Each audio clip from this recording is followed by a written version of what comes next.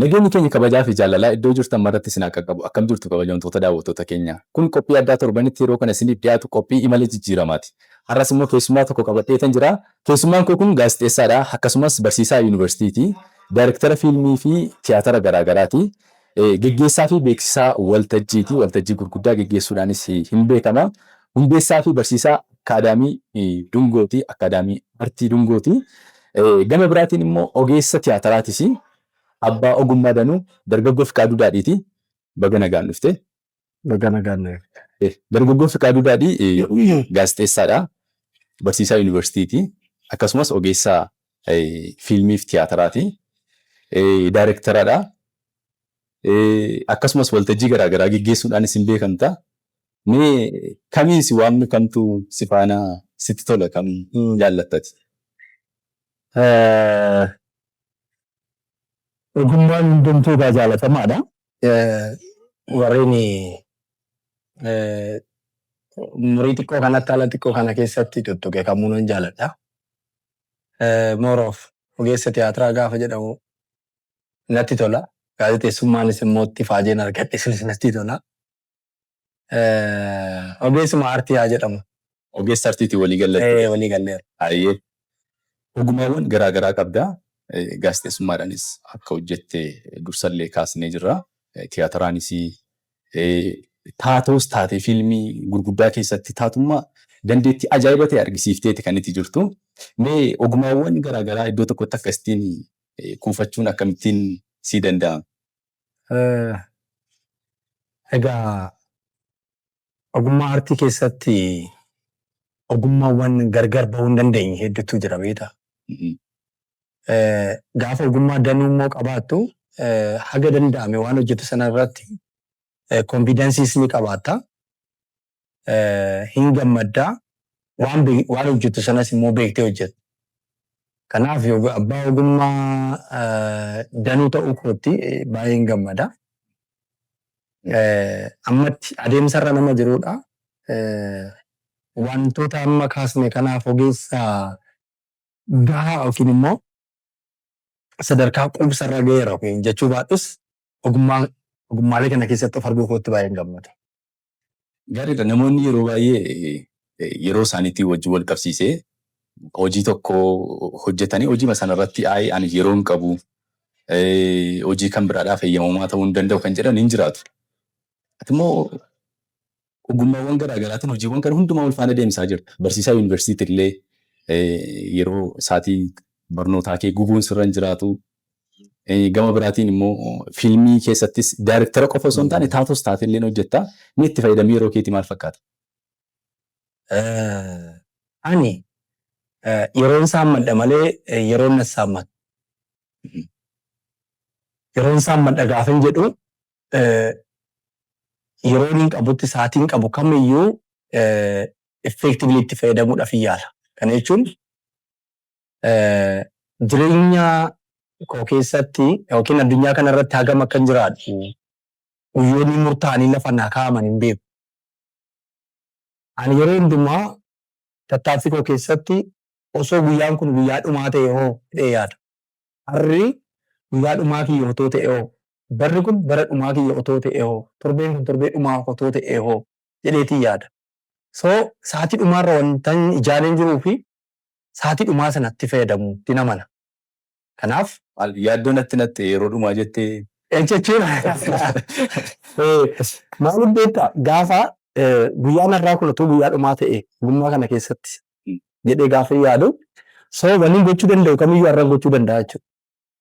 Ogummaan anaa kenname kana keessatti umurii dargaggummaa kana keessatti gochuun qaba yeroo ta'e yeroo naa kenname kana saammadhee umurii dargaggummaa sana kana keessatti waan sana godhee ogummaalee hedduu sana adrees godhee aannan fayyaduu qabu.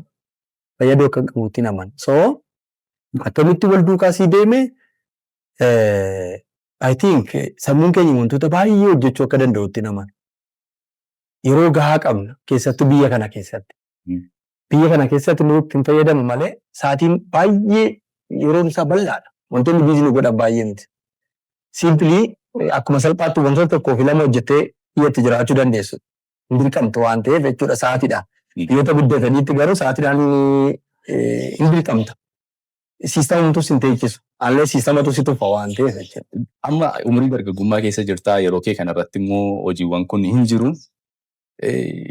Dabalataan yeroo inni of bukkeetti qabanii deemu kun akkamii hojiiwwan kana keessatti naammatamne moo umurii dargaggummaa kana keessatti qophama fi gaarta?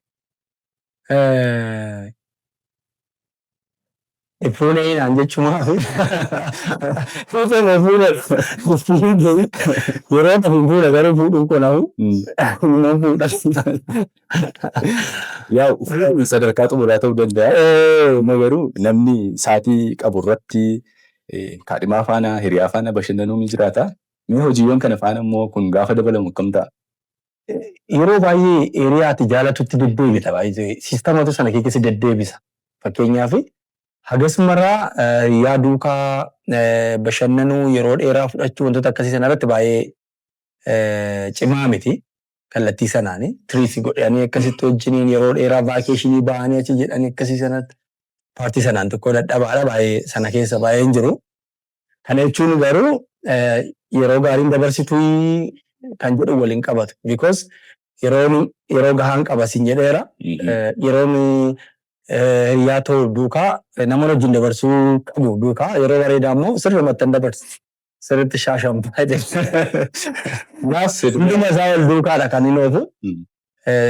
Meebii fakkeenyaaf sa'aatii dheeraa wantoonni na harkaa fudhatan hojiidhaan wantoota ta'aniin alatti wantoonni yeroo kun harkaa fudhatan hin jiru. Yookiin araadaan qabu maaliin jedhu sanaaf jedhee yeroo wayii ramadeetu lafa gad taa'u hin qabu. Meebii kunniinis na gargaaran ta'uu danda'a. So iskeejulli ta'eetuman deema haga danda'ameeni. Kana walitti immoo wanti akkasitti akkam wal duukaa oofu na taasise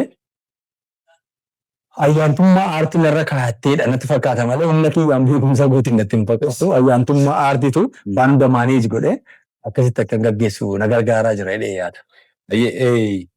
Yeroo koo araada faana dabarsu jettee turte fiilmii soranee ilaalaan ture akka daawwataa tokkotti fiilmii. Mee bu'aa bahii fiilmii sun keessa darbe muraasarraa nu jedhu. Fiilmii Solanee achirratti daayirектara. Daayirektaras dabalataan immoo taatoo goobangaleessa yookiin taatoo hangafaadha achirrattis. So fiilmiin sun hojjetamee xumuruudhaaf waggoota muraasatti fudhateera baay'ee. Waggaa tokkitti hojjetamee waan xumurame iddoo almost waggaa 2 keessatti odeensi biraan ga'uu kan dandeenye. Maaliifin kana sii kaasee araadaa wajjin walitti hidhamiinsa qabu kan jette. Fiilmii sana keessatti garuu akkuma nama baay'ee araadaa keessa turetti muuxannoo isaa qabuttidha kan itti tamboo aarsaa turte miirri sirraa mul'achaa turellee dinqii ture. Dhugaan itti hin fakkaanne araada keessa hin jiru gaafa jette hin fakkaata jira. Namoonni baay'een baay'ee fiilmii sana warri ilaalanii in aarsitaa naan jedhu. Naarsitaa biraa immoo artiistii dhaawwataa yeroo baay'ee artiistota hunda ta'uu baatu maajoritiin gaafa ogummaa kana keessatti bubbultu hin qamaatudha meetuma yaadama. Akka xarraatee aarsuu keessas qamaa'uu keessas hin jiru. Araada bunaa naman qaba. Solan irratti garuu dhuguma nama akkasitti ilaaluu fi nama baay'ee aarsuun fakkaata achirratti. Fiilmii sanarratti kaaraaktarii taphate kaaraaktaraa Boonaa jedhamu. Akka boonatti yeroo ni ijaare dhuguma araadaan qaba achirratti. Akka boonatti araadaan qaba. Akka anaatti ofitti deemu fiilmichaaf yoo ta'u garuu araadaan qabu. Baay'ee fiilmiin sana gaafa hojjetu baay'ee anaaf chaalenjii ture. Miira qaba argiteerta bu'aa qilleensa gara keessaaf gara alaa inni arganaa maal jedhaa ofii wal dhaba. Miira keessa gaafa hin galu dafee ittiin harkisa gaafa hin dafee harkisu. Gaafa ogummaa sanaa muuxannoo hin qabdu ta'ee alatti fayyadaman isaa akkasi fayyadatu hin taane akkasii miidhatti miireef itti miidhamta. Haalatti fayyadamaa sirriin ture gara keessatti liqamsaa fa'aa ture. Sanaan wal qabatee yeroon itti lafti natti naanna'u jira. Inni deddeebiidhaan katidhame gaafa irra deddeebi'u gaafa kaameraan giliin jijjiiramu maal jedhamu natti baay'atee yeroo itti lafti naammaree addaan kutufaatu ture. Yeroo itti laaqana osoo nyaatinii hojjechaa turtuudha. Booma laaqanaa naaf abbootteeti moo kam? aannan ni jala deemu beektaa garaana boqosa waan ta'eef jechuudha laaqana amma akkasitti nyaatu isuman keessatti laaqana biraatti bilcheessaa rakkatti galchee harka. Wantoonni kun akkuma jiranitti ta'ee dargaggoonni yeroo ammaa kana akkamittiin yeroo isaanii hojii irratti dabarsuu qaban jettee yaaddati? Ofumarraa kaastee yeroo garaagaraa gaafa ilaallee dargaggoonni baay'een sa'aatii bal'aa osoo qabanii kaan hojii tuffachuu biraan kaan immoo nama isaan deeggaru yoo qabaatan wanta jireenya isaanii guyyaaf ta'u yoo qabaatan kan akka waan jireenya guutummaatti jiraachaa jiranitti of ilaalan hin jiraatu. Ati maal jettanii kanarratti? Egaa namni milkaa'ina kallattii adda addaatiin ilaala miti ree? Ani haala kanaan itti deemuu kootitti gara kootiin ani milkaa'eera. Namoota biraatiif garuu milkii ta'uu dhiisuu mala. Namoonni milkaa'ina namoota tokkoo wantoota ittiin safaran qabu ilaalanii. Soft component, hard component wantoota jedhamantu jira. Namoonni wantoota mul'atanii fi wantoota tuttuqamuu danda'anii milkaa'ina namaa safaruu danda'an. Namoonni tokko tokko immoo soft componentii keessa kee wantoota ati qabatte sana wantoota garuu hin mul'anne garuu wanta ati gootu sun kan gochaadhaan maadhaan kan mul'atu saniin immoo namoonni milkaa'ina keessii madaalan jira. Kanaaf ani namni yeroo qabu diigeetti fayyadame taanaan bakka barbaadu sana ooluu akka danda'uu fi wantoota barbaadu sana qabachuu akka danda'utti namana. Ammas wanti garuu beekamuu qabu maal inni milkaa'inni siif maalidha murteessaan garuu maaltu si gammachiisa siiti. Namoonni argachuun isaan gammachiisu akkuma jiru namoonni dhabuu keessa dhabiisa sanaan gammadan faatu jira. Waan argatan waan biraa waan qabaniif jechuudha. Tariitii wanta tokko argattee boqonnaa si dhorka taanaan waan sana dhabdee boqonnaa argachuun si gammachiisa. So filannoo keetu murteessa. Filannoo keessan irratti garuu sa'aatii kee maaneeji gootee gaafa deemtu namni kamiyyuu wantoota 10 qabatee deemuu hin danda'a. Wantoota 10 qabattee deemuun immoo garuu daandii milkaa'inaatti nama geessaa jechuus miti. Sana kan murteessu ammasidha. Fakkeenyaaf amma fudhattee barsiisaadha. Yuunivarsiitii nan barsiisa. So ijoollee gara tiyaatira dungoo barsiisee ka'ee galgala irra immoo kilaasii nan galaa. Wiikeendii kilaasii nan galaa nan barsiisa. Achi gaafiin bee immoo iskiriiptiin dubbisuu qabatan yookiin waa gochuun qabatan waan sana nan godha. Mana kootti gaafiin gala halkan agarii mi'a qabatu wantan godhuun qaba. Ganama boroo gaafiin kee wantoota godhuun qaba. Akka carraa ta'e ogummaaleen kan koo daayrektiingiin, aaktiingiin, iskiriiptiin, leenjiin tiyaatiraa wantoonni kun wal qabataadha. Gaazexeessummaadha. Gaazexeessummaan fagaachuu baatus asuma dhufee immoo barsiisummaadha. Dubbisuu fi manuudha wal gaafata. Walirraa baay'ee fagoo miti. Dheeraas garuu taa'im maanajimentii garuu hin gaafata. Inni biraallee fedha gaafata. Anamma fedha maalitti keessatti of argee malee kan hojjechuun qabaa sana gochuun qaba jedheeti. Silaa wantoota baay'ee soorata sana godhan irratti xiyyeeffadha ture. Otoo filannoo ta'e filadhee miti aan keessatti nu farge. Gara tiyaatira tinsi deebisaa. Mee suuraa sana argitaa? Mee suuraan kun maali eessatti maal hojjechaa turtan yeroo sana? Suuraan kun suuraa tiyaatira ganameeti. Tiyaatira ganamee gaafa magaalaa Bishooftutti agarsiisnu. Achi keessatti immoo taatoon koo abbaa ganameeti. Intalli ishee na jala ciifteertu sun intala koodha. Ganameedha. Kanaaf suuraan kun tiyaatira ganamee magaalaa Bishooftutti gaafa argisiifnu. Gaafa mul'ata lammaffaarra kan jiru intala isaatti waa'ee haadha isheedha gaafa itti haasa'u. Siinii sana natti fakkaata. Walii gabbaalii bakka sanaa kadhachuu haalli isheen ciiftu suni siinii sana daayirekteerri sana waan ta'eef bakka mitti aakshiniin akkasii akka dhufu wannan beekuuf yaadata. Jaarsa fakkaattee jirta. Dhuguma jaarsa sana. Ati jaarsa? Baay'ee jaarsa. Waan argitan kana jaarsa. Umurii namaa gaafachuun illee ni ulfaata. Jaarsa arga jettee. Anis immoo kanaafuu gaafachuu bulcheessi kulfaatii isaa gaaru. Jaarsumatti naaf hodhu. Jaarsa akka ta'e amanuu jira. Garuu isaa himachuu hin dandeenye. Tiyaatarri hagam chaalenjii qaba hojjechuudhaa fi garee tiyaatara sana keessatti qindeessuun leenjisuun waltajjii mijeessuun, iddoo tiyaatirri sun itti argisiifamu qindeessuun, piroomooshinii hojjechuudhaan daawwattoota akka isaan irratti argaman gochuun kun ammee hojii tiyaatiraa keessatti hagam chaalenjii qaba. Egaa namoonni ogummaa kana keessa jiran hubanuutu jiru. Namoota gurguddoo hedduudha. Duras ogummaa kana keessatti waggaa baay'ee kan dabarsanii chaalenjii isaa sirriitti bareechanii beekuudhaan yaada. So tiyaatirri baay'ee ulfaataadha. Maalirraa ka'ee ulfaataa? Iskiriiptimti tiyaatiraaf jettee barreessitu.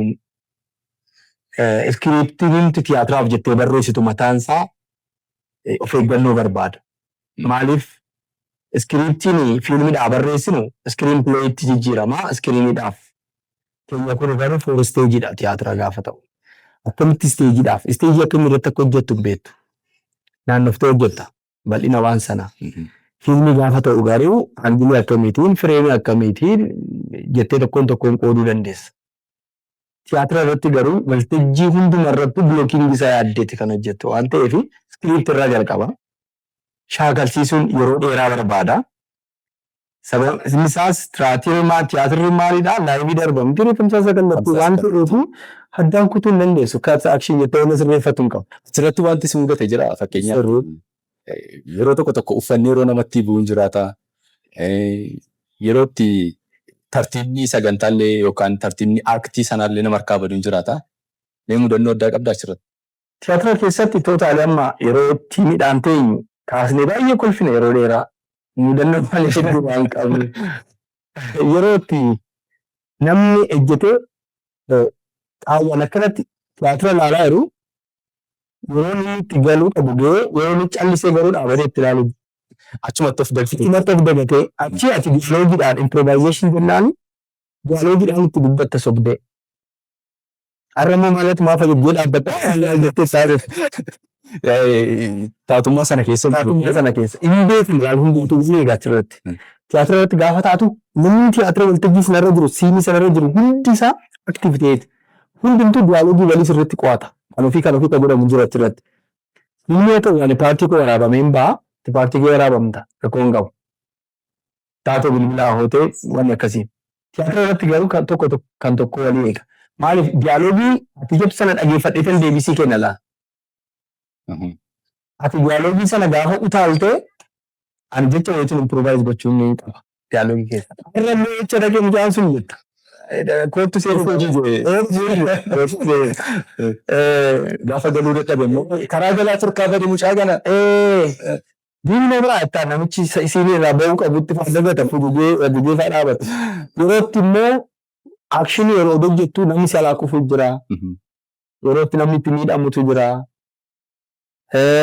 Yeroo rukuttaan eegamne ta'ee namichi dhukkubsatu jira. Dhukkubsatteetuma achumarratti kolfuu qabda taanaan gostiisuun hojjettudha jirtu. Mudannoo hedduudha. Amma yeroo ati mucaa jaattee itti kolfuu kuftee maali kun lafti akkanaa maal jettu jiru bara achi keessa mucaa jaattee kufuu jechuun. Garuu taatoo sana keessa hin jiru. Taatoo sana. Diyaaloogii yerootti nama jalaa badu jira. Utaalta. Yeroo utaaltee edit gootee utaaltee itti deemtu jira. Namoonni faasii rakkisa jechuun fakkeenyaaf gaafa ati shaakalsiistu taatoo xixiqqoo horii taphatan jiru. Shaakala irratti ijoolleen laafoo. Gaafa waltajjii irratti uummata arganii galma guute sana argan fuulduree fi bakka isaanii itti bara. Waltajjii irratti immoo sagalee malee fuuldura si dhuftu. Bakki dhuftu bakki sii kennamu yeroo shaakalan bakki sii kennamu sun sababa amala keetii fi istoorii sii kennamu wajjin hin deemu. Tokko mul'achuudhaaf jedheeti duuba laal inni wanniin isaa istooriin isaa seenaa inni baateeru fuuldurri isteejii ayyamu. Fuuldurri isteejii nama mootii waltajjii sanaa ta'eef nama niin kaaraaktarii ergaa guddaa baatu sanatu achi ta'a. Ergaa dabarsutu achi ta'a. Ergaadhaan dhaabbachuun mataa isaan dubbatee fi miti. Dhaabbachuun hiika qaba. Isteejii qonneen laallan nuti yeroo barsiisu. Fiigee dhufa abboonni. Fuuldura faasii fatii jedha. Waan ati hin kenneef itti daddabala. Baashee dhattan jechuudha. Inni wanni jedha. Inni hojjetu improovaayizeeshinii jira wal eegda. Inni hojjetu. Walitti faayamte. Deemu moo ati maal goota gochuu ni dandeessu. Garuu jecha kamuu ati fayyadamtu beekumsidha warra biraa warra beeku qaba. Warra biraa hiikee dhageeffatee galuutu jira laa. Waan biraa itti dabaltu rifachuu danda'a. Sun diyaaloogii keessa hin jiru. Inni itti aanu immoo. Kiyyannaan kaa'ee bakka seensaa kiyyanii kan inni hubtuu jiru. Ishee sana yeroo itti si alaa balleessu jira wantoonni akkanaa. So challenge fuudhudha tiyaatiritti. Garuu namatti tola. Fiilmiin Solanii sadarkaa intarnaashinaalaatti Charlotte Black Film Festivaaliidhaan fiilmiiwwan filatamaa bara kanaa ta'ee badhaasa argatee jiraachuu dhageen ture. Mee akkami waa'een badhaasa sanaa? Solaniin 2025 Best International Filmiidhaan kan mo'ate biyya Ameerikaa Charlotte Film Festival kan jedhamu jira. Baay'ee beekamaadha. Festivaalli kun waggaa waggaadhaan gaggeeffama. Almost waggoottan 15 oliidhaaf kan turedha. So fiilmota hedduutu achirratti dorgomee ulaagaa sanaaf guutuu qabnu kamiyyuu guunneeti nus kan dorgomne ulaagaan inni guddaan fiilmichi sabtaayitilii qabaachuu isaadha. So namni afaan hin dandeenye qabu sabtaayitilii sana. Sabtaayitilii jechuun afaan Ingiliffaa qaba. Afaan Ingiliffaatiin jalatti kameera waan ta'eef namni kamuu simpilii hubachuu danda'a. Sanarraa ka'aniiti warri gulaaltonni sanaan laalanii erga laalanii booddee gara fiilmii dhibba keessa galee. Booda dhibbaa wajjiniin immoo walli dorgomaa ture. Ani akka daayirektara isteetimentii wanti jedhamu jira. Hin gaafatu nan guuta yeroo yeroodhaan piroofaayilii kunaan ergaa daayirektara isteetimentii waa'ee fiilmichaa inni ati ergitu jira. Ulaagaa isaanii si gaafatu. Keeroon immoo barreessituudha. Pirooduusara fiilmichaati. Olaantummaa isheetu hoogganaa isheetu hordofaa ture. Ulaagaa guutamuu qabu kamuu onlaayinii otoo nuuf hordofteeti. Boodarraa fiilmiin keenya akka addunyaatti mo'ate biyya kana biyya Itoophiyaas yeroo jalqabaatiif waamsiseera. Akkuma Itoophiyaatti yeroo jalqabaatiif baay'ee akka Itoophiyaatti yeroo jalqabaatiif Itoophiyaan international fiilmii awaardii kun mo'atte Soolaaniidhaan jechuudha. Akka ta'anii biitti tuni jechuudha.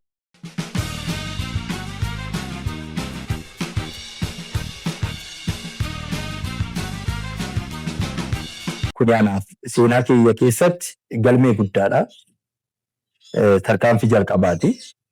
So kanatti baay'een gammada. Hojii itti aanuuf kaka'umsa addaanaa keessatti uuma. Geera fudhanneerra, sartifaayis taaneerra. Kuni piroofaayilii keenyaaf waan guddaadha. Akka tuutaa maatii Soolaaneetti jechuudha. Hundi keenya. Siif akkam ture yeroo sana fiilmii sana irratti taatoo haayee turte yookaan taatoo cimaa turte daayirektaras turte wal faana akkamittiin sii deemuu danda'e? Ulfaataadha ture. Garuu immoo maalli hojichi kuni hojii nama dhuunfaadhaan hojjetamu miti. Baay'ee tiimiidhaan hojjennu. Sheer wal goonee walitti himee kun akkana ta'uu qaba kun akkana ta'uu qaba jennee dursinee orantu wal goone waan ta'eef isiiniin waraabamnu sanarratti warri kun na qajeelchaa turan. Bakki irra deebi'u qabutti irra deebi'u akka kanatti xiqqoo gadi bu'ee akka kanatti beestiidhaan aan jechaati kan waraabamaatiin. So ani sana keessatti of ilaaluu hin danda'u akka daayirektaraatti. Garuu kaarakteera nan hojjedhu sana garuu akka daayirektaraatti bocee lafa kaa'eera. Bocee lafa kaa'ee daayirektara sana gaafa qooddu immoo internaalaayiz godheera. So kaarakteera sana sirriitti hin taphadhaa. Bocee na keessa waan jiruuf jechuudha. Warri kun immoo sappoortii na godhu na qajeelchu wanni guutuu qabu sana namni kaameeraa dudduuba jiru. Daareetti na gochaa tura. Kanaaf akkasuma irratti ulfaata. Mee gara akaadaamii Dungootti si deebisaa. Ati hundeessaa akaadaamii Dungoodha. Dungoon maatii baay'ee of jalaa qaba. Mee yeroo meeqaffaadhaa fi ijoollee achi keessatti leenjistanii eebbisiiftan? Dungoon erga hundeeffamee waggoottan 8 lakkoofsiseera. Waggaa 8. Waggaa 8 lakkoofsiseera. Marsaa 5 eebbisiiseera. Waggoottan 7-4 jalqabarra turan sirni eebbaan turre waggoottan 4 gareedhuma tokko qabatee ture. Waggaa waggaadhaan fudhannu ture. Garri waggoottan 7 wajjiniin turre mooroo professional akka ta'anuuf. Wajjiniin turre waggoottan 4 waggaa 4 boodadha waraqaan ga'umsaa kan kenneef ijoolleedhaafi. Warri sun warra amma dungoo utubee dungoo ijaaree dungoo guddisee asiin ga'eedha isaanii. Amma siigarii ta'anii warri amma dungoo keessatti nafaan dadhabaa jira. Ammas maatiidhuma. Yeroo darbu ilaalaan ture sagantaawwan gurguddaa garaagaraa irratti gareema sanaan deemtanii waltajjii garaagaraa irratti yeroo diraamaa adda addaa dhiyeessitan mul'achaa ture. Isaan maatiidhuma ta'anii si waliin hojjechaa jiranii? Eeyyeen warri sun warri 2009 irraa kaasanii waggoottan 3-4 nafaanaa turan. Warreen gurguddoodha. Kanneen akka Wabii Kabbadaa Barkeessaa, kanneen Wabii Xilaa'oon Hambisaa Gonfaa, Sabboontu Ahmed fa'aa, Seenaa fa'aa hedduudha ijoolleen. Still now warri nu faana jirantu jiru. Yeroo sanatti ani kaffaltiidhaanii miti. Bilisaa waggoottan 3 sana nan leenjisaa ture sisaan. Maaliifii muuxannoo wal jijjiiruu anis immoo ga'umsa horachuuf jedhee jechuudha. Kanaaf isaan maatiidha. Amma dungoo warra san dudduuba jiran haammatanii gargaaranii dungoo kanatti fufsiisaa jiran. So akka nama dhaabbata dhuunfatti miti dungoon. Dungoon kun dungoo keenya jedhee amana. Dhugaadha kan isaaniitis. Kan nama tokko qofa miti jechuudha. Maybe illegaalii akkas ta'uu danda'a. Kan yaadnu garuu kan maatii dungooti jennee. Miira maatiitu jira jechuudha. Miira maatummaatu jira. Malee dhaabbanni kun kan Ebeluuti kan jedhamu. Abaluuti jedhamee waan ta'eef. Anis akkasitti natti dhaga'u. Baay'ee gaariidha. Baay'ee akka Adaamii Dungootti yeroo darbe artistii Daadhii Galaanii fi sagantaa cidha baay'ee bareedaa ta'e namoonni gurguddoon irratti affeeramanii baay'ee onnee nama baay'ee kan hawwate nama baay'een kan itti gammadanii beektonni keenya ogeessonni aartii dinqisiifattoonni isaa irratti argamanii yaadannoo kan taasisan sagantaa guddaa qopheessanii turtanii meenuu yaadachiisi sagantaa sana. Daadhii Galaan akkuma beekamu barreessaadha. Kitaaba naannoo kitaaba 4 barreesseera. Albeemota hedduu hojjeteera. Sirboota qeenxes hojjeteera. Baay'ee beekamaadha. Nama jabaadha. Qabsaa'aadha illeeni. So waggoottan 6 otoo yaadatamin ture. Kana jechuun sadarkaa maatiitti, sadarkaa hiriyootatti, sadarkaa hawaasaatti yaadatamu jechuu koo miti. Sagantaa xixiqqoo hin taasifamaa fi sadarkaa waloo isaaf malu garuu qophaa'eef hin beeku. So yeroo jalqabaatiif piroomoshiniin aartii dungoo kan qopheessee fi isa sanas ijoolleen gumii gaa'oo yuunivarsiitii Rift Vaalii damee Bishooftuu turaniiru. Qaamoleen adda addaa turaniiru. Tiimiidhumaan teenyee mari'annee akkana gochuu qabna jennee hojii walii qoodne abbummaadhaan dungoon hoogganee kan sagantaa kana qopheesse jechuudha. Kanaaf sagantaa bareedaa. Feenyi isii fi Daadhii Galaan gidduu ture maal fakkaata? Wal beektuu turtanii? Waliin carraa hojjechuu argattanii turtanii? Daadhii wajjiniin wal beekna. Inni hangafa koodha. Jechuun namoota nuti fakkeenya godhannudha yeroo baay'ee naannoo kanatti jechuudha. Magaalaa Bishooftuu kanaa fi naannoo kanatti namni fakkeenya nu godhannu isu godha. Gara kallattii kamiin? Kallattii aartiitiin? Kallattii aartiitiin wal beekna. Lakkee kallattii aartiitiin namni nuti fakkeenya godhannu isaa kallattii qabsaa'uudhaan ijoollee gurmeessee maal jedhee ifaa jinni qabu. Ejjennoonni sirna irratti qabuun fakkeenyaaf sirna irreechi gaafa dhufu Daadhiin Galaa hin dhama jedhama. Maaliif hidhama? Osoo sagantaa irreechaa kana qindeessuu irratti maal gochuu irratti baay'ee faajjii warroota godhan keessaa tokkodha inni. Sana wal qabatee akka hidhamu hin beekne. Sirnoota darban keessatti. Sirnoota darban sana keessatti jechuudha. Kanaaf nama sirboota isaa dhaggeeffadhe gaafa ta'e sirna baay'ee sirboonni isaa sirna irratti xiyyeeffata. Sirna Dargii qeeqaa, sirna Haile Sillaasee qeeqaa, sirna TPLF sirriitti qeeqaa. Sirboonni isaa kitaaba jechuu dandeessa of danda'e. Qorateeti kan sirbu isaa. Kanaaf nama jabaadha. Carraa wajjin hojjechuu arganneerra. Carraa wajjin hojjechuu waltajjii jechuudha. Waltajjiiwwan muraasa wajjin hojjenneerra. Waan waltajjii gaggeessaa waltajjiiwwan ani qindeessa irrattis isaa affeeree beeka. Dhuma boqochuu isaatiin duras barruu yeroo toora barruu liiban libiyaa taate jedhu yeroo wanni jedhu barruu sana sirriitti hin quba qaba ture. Mana maxxansaas nan qaba sababa sanaan walitti dhufeenya hin qabna ture. Walduuka saasaa turre.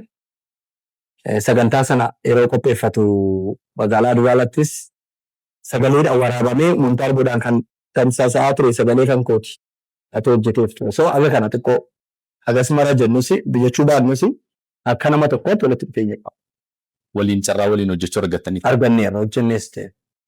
Mee suuraa sana yaadatta? Yaadadheera.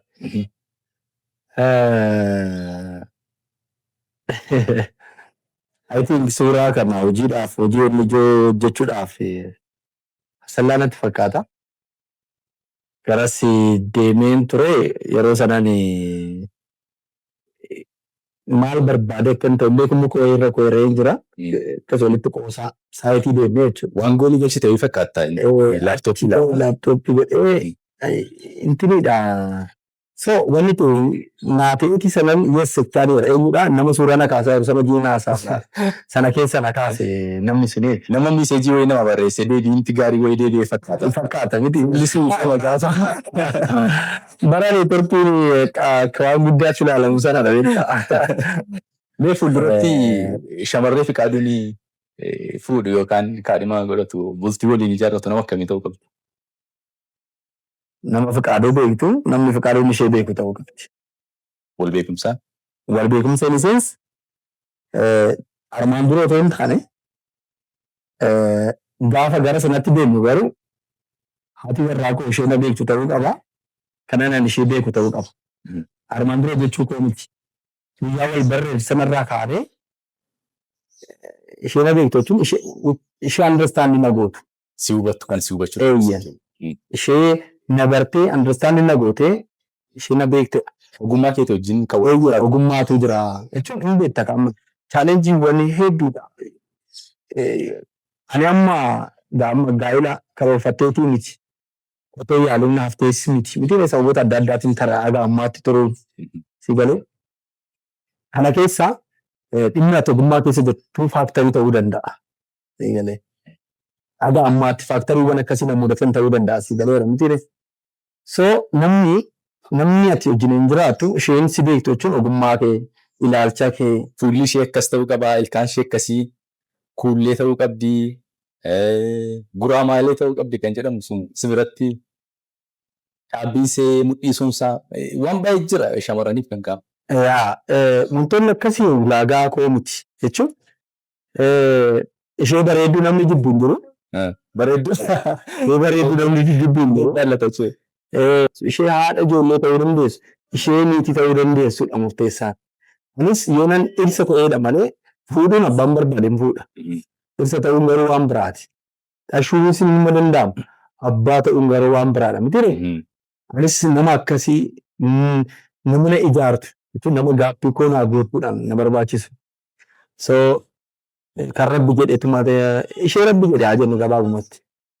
Itti gaafatamummaa lachuu keessanii barbaada jechuudha. Dirqama.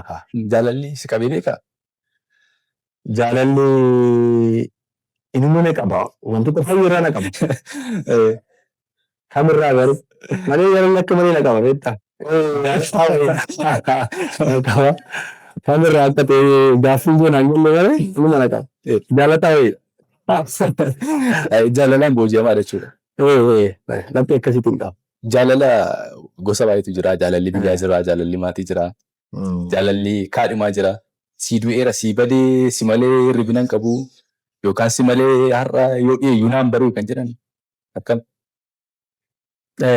Sarkaa sanatti qabu garuu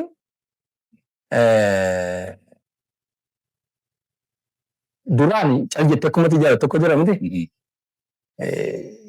Inni sun hin ture yeroo umurii akkasii sanarratti ijoollummaadhaan dhiira akkasii ani yaadadhu nan jira. Yeroo immoo dippii akka malee jaaladhee sinan qaba. Sirriitti Jaallattee sirriitti jaaladhee hagam jaaladhe itti miidhamee beeka. Baay'ee jechuudha. Haga eenyu ta'u sheeruun godhin kophaa kootitti dhukkubsachuu. dhukkubsattee Waanti dhukkubsachuu kophaatti madaa'uu kulli sun dhukkubee baay'ee ulfaata. Nyaatni baay'ee ulfaata baay'ee wantoota jaalalaa wal qabatan baay'ee ulfaataadha. Jaalachuun yoo bakka sirrii fi akka sirrii hin taane gubbin isaa dattaadha isaaniitiin si miidhameetti. namni si jaallatee miidhame immoo jira. Hin jiraatu. Waan jedhan hin beeku. Ittiin beekni.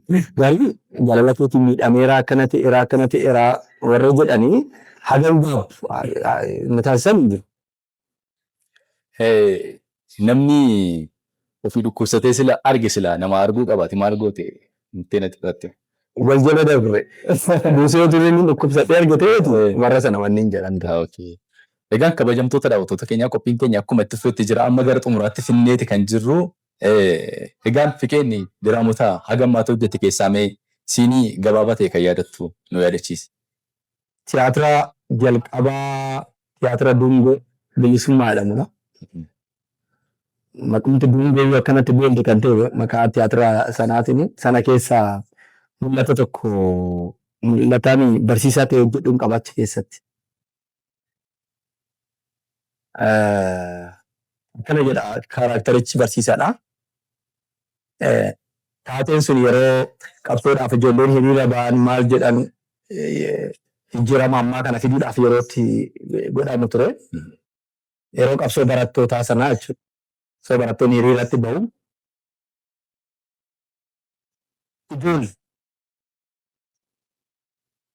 Ijoollee kun bayinaa. Ta'a baree kana keessaan bayinaa.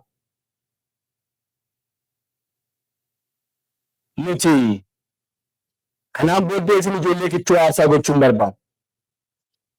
Aarsaa ta'uu qabna taanaan ofii keenyaaf aarsaa ta'a.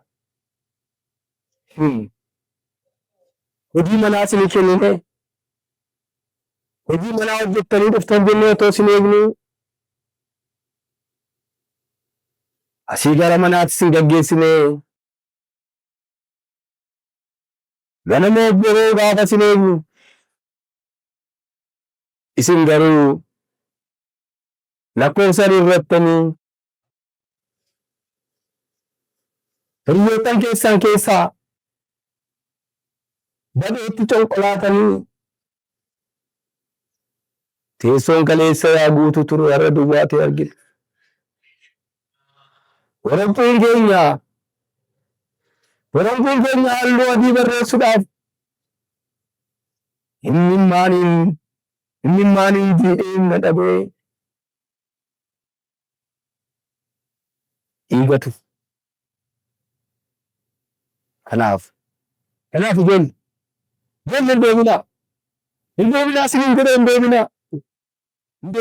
Laga xaafoon keenyadha ijoolleen immoo. Paartiin kun intimii sana baay'ee bakka painful beektaa yeroo paartii kana hojjetu ijoollee yeroo sana ijoollee xixiqqoo rasaasaan maayidhaan dhuman sana yaadadha beektaa kanaaf. Yeroo qabsoo maaster pilaanii sana ijoollee xixiqqoo baay'eetu nu harkatti dhume waan ta'eef tiyaatirichi sana ture kan hojjetan. Baay'ee gaariidha. Mee xumura irratti muuziqaan ati baay'ee jaallatta? Duraan baay'ee muuziqaa dhageeffadhaa gahaa amman xiqqoo laafaa dhufu. Muuziqaan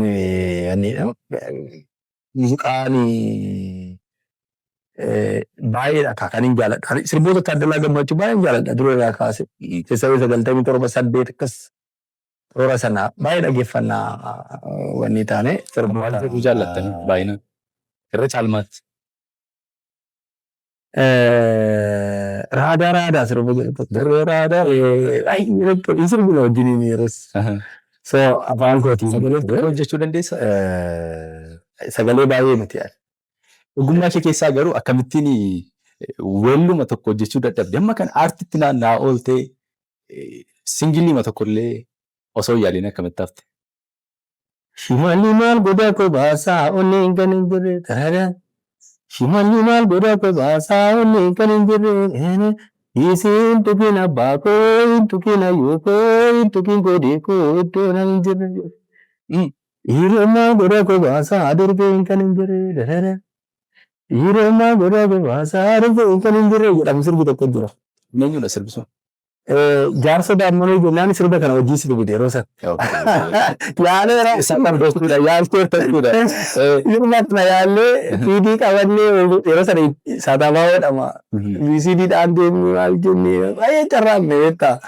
Achi sirbisi beechatti akka badee beeku amma baay'ee biraatteef kaanii. Achi gara yuunivarsiitiin galee yuunivarsiitii gallaan nan barreessan ture yeroo jeedaloo wantoota akkasii nan qaba muraasa nan dhiise. Barreessitee kan nama finnitu qabdaa? Hin qabu garuu ediitti waliin godhee beeka jechuun yaada kontribiuut goonee beekna. Yeroo sana hawwisoo keessatti waltajjii nan gaggeessaa waltajjii nan qabadha siin jedha jiituu daanyee fa'aa wajjin boontuu fa'aa wajjiniin isaan duukaa sirba tokko wal duukaa akkas kontribiuut goonee jira miti walaloo walii akkasii tokko kanatti jettee hojiin teessee waan hojjettu. Waan akkasii irratti hirmaadhee beeka malee hojii guutuu hoodhe jedhee kenneen beeku. Mee xumura irratti dhaamsa dabarsituu qabaatte dargaggootaaf keessattuu yeroo ammaa kana namni kaka'umsa qabaatee hojii akka hojjetu jijjiirama biyyi kun irra jirtu keessattis namni jijjiirama dhuunfaa isaatiin akka biyya kana tumsu maaliif sagantaan kun kaayyoomti isaa namni muuxannoo isaa akkaataa adeemsa ittiin jijjiirame chaalenjii keessa darbee bifa bashannanaatiin akka namaaf qoodudha.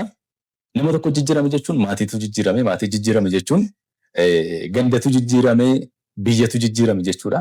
Kanaaf mee dargaggootaaf maal jettati? Jijjiirama jechuun jijjiiramni baay'ee jijjiirama nama dhuunfaati. Jijjiirama jechuun situ jijjiirama. Jijjiirama kee keessa jijjiiramoonni biraa dhufan malee, jijjiirama keetti jijjiiramni biraa dhufa malee, jijjiirama malee wanni jedhamu hin jiru. Jijjiirama keetti jijjiirama waloo fidu. So ani nan jijjiirama taanaan biitti uummanni ofii isaadhaan siistamaan ofii isaatiin of bulchu ofii abboomame keessatti poolisiin yookiin qaamni nageenyaan barbaachisu. Biyya abbaan nagaadhaan jiraatee nagooma isaa eeggatee nagooma eeguun qaba jedhee amanetti qaamni nageenyaan barbaachisu. Kanaaf jijjiiramuun abbaadha. Ati gaafa jijjiiramtee akkuma jettee maatii kee, ollaa kee, maalii kee biyyatu jijjiira. Jijjiirama biyyaa jechuun jijjiirama nama dhuunfaati. Kanaaf ofirratti hojjechuudha. Waan si gammachiisuu fi siif jijjiirama wanti akkasii laatu situ beeka. Sana filadhaadha. Taayimii qabdanii effektiivli fayyadamaadha. Hojii hojjettan kam irrattuyyuu har'a guyyaa dhumaati jedhamee yaadamee hojjetame gaariidha. Har'a guyyaa dhumaati gaafa jenne har'a itti fayyadamta. Boru sin dhufa miti har'i dhaabbatu. Akka xumura ta'utti itti gargaaramuu qaba. Gargaaramidha. Har'a akka guyyaa xumuraa ta'utti itti gargaaramii effektiivli humna qabdu har'atti itti fayyadama. Sana keessa borus waaqayyo yoo sii kenne sababa qaba jechuudha. Fakkeenyaaf namni karaa ka'ee lootorii naa ba'e akkamitti yaada guddaa akka carraatti miti kana yaadu. Lootorii narra otoo naa ba'e ani waaqa shanarraa bakka kutateettan ufadha. Mucaan kun hojjetee jijjiirama waan ta'eef jedhee lootorii fuudhee narraa kaa'e. Carraatti naman. Fuudhameera miti. Jijjiirama bakka waan ta'u naan jedheera waaqayyo. So effectively innarra naa kenne beekti laa dabale taanaan waliin hojjedhu barbaadamummaa koo itti amaneera jechuudha yuunivarsiitiin kun jedheeti namana. Akka macaafa qulqulluu keessatti illee jiraata. Quraana keessas inuma jira. Namni dadhabbii isaarraa bu'aa argatee akka addunyaa kanatti jiraachuu danda'u hin ka'a. Nutis dhaamsa keenyaan dargaggoonni hundumtinuu iddoo jirtanitti carraaqaa isiniin jenna. Xumura irratti wanti jechuu barbaaddu? Xumura irratti wanti jechuu barbaadu hojiin hojjennu hundumti isaa bahee mul'atus mul'achuu baachuus danda'a. Beekamtii waan sanarratti nuu kennamuu dhiisuus danda'a. Hojii hojjennu garuu ofii keenya inneeti kan hojjennu. Taatee parpazii asitti uumamtee dheedhiitu fudhadhu. Akkasittan fudhadhaa. Kanaaf akkasitti namoota akkasitti fudhatee gaarii natti fakkaata. Sooshaal miidiyaa fayyadamne beekamtii kennu kamiyyuu dhiibbaa gaarii ta'e ittiin uumuudhaaf odoo itti fayyadamne gaariidha. Wantoota gadhee ta'anii fi wantoota biyyas nama dhuunfas miidhuu danda'aniin itti fayyadamuu baanne beekumsas beekamtiis sooshaal miidiyaa kamiyyuu otoo ta'e gaariidha jedha. Galatoomadhaa ulfaadhaadha. Egaa dogongorri soo jiraate dubbii keessa akka malees yoo fardeessinees dubbanne ta'eeti ijaa fi qalbiirraa nu hambisaadha. Nuti hojiidhuma keenya jireenya keenya jiraataa jirre sin barbaada. Sinis galatooma. Jaarsi hin dogoggora jennee hin eegnu. Surumaayyuu nu eebbisaa nu qajeelchaadha kan nu faana turtan. Dargaggoo Fiqaaduu Daadhii yeroo kee qaalii ta'e irraa qooddeen waliin waan turteef maqaa kootiif maqaa Piraayim Miidiyaatiin baay'ee ulfaadhu galatoomaa jechuu barbaada. Egaan kabajamtoota daawwattoota keenya turtii dargaggoo Fiqaaduu Daadhii waliin taasisne irraa waan baay'ee akka barattan muuxannoo isaarraa mudannoo isaarraa akka qooddattan abdii guddaadha qabna. Nuun asirratti dhaabbannaa. Qophiin keenya kun yoo isin jala darbe karaa yuutuubii asirratti argitan kanaan seentanii argachuu dandeessu. Torban keessumaa biraa qabannee dhiyaannaa qophiin Piraayim Miidiyaa biraan itti fufa. Torban gaarii.